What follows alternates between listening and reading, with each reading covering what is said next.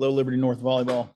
Coach Dowden asked me to put together a little video for you. For those of you that don't know, I am Kellen Laws. I'm Coach Laws' husband.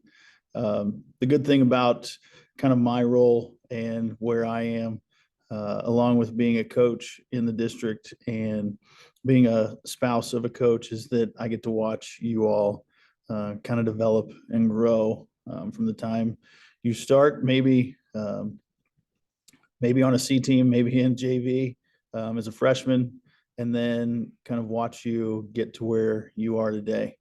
Did a little bit of reflecting and thinking about kind of how we got here, how where it's come from, and there's a lot of parallels of things that are a lot of the same things. And you know, the names on the roster have changed in 4 years since I've been a part of this program, but the drive and the expectation has not.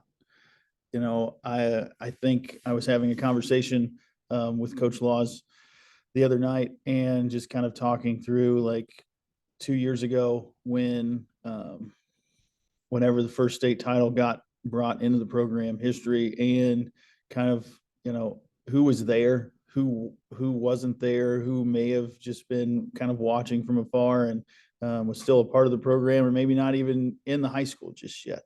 And some of the things, you know, at the time, whenever we made the trip, it was one of those things that you had people that they knew about on the team, and then there were people that they had no clue about. Two that are with you today. Abby, you know, you were a sophomore that nobody really knew and just played one hell of a back row. And then Carly, they just knew that there was a freshman that was an outside that just hit the poop right out of the ball. And that's just continued on. You know, there were people on that team that there were still unknowns and just kind of people that got the job done kind of under the radar and continued to do that.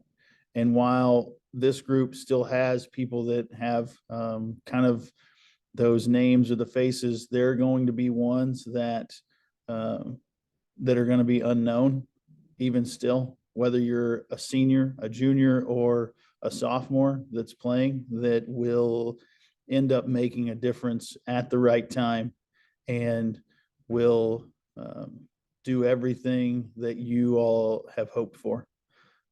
We've had, you know, we're kind of in the same boat as you have been the last 2 years. This year you got to knock off your rival. We won't say the name, even though that's where I work. And it was fun.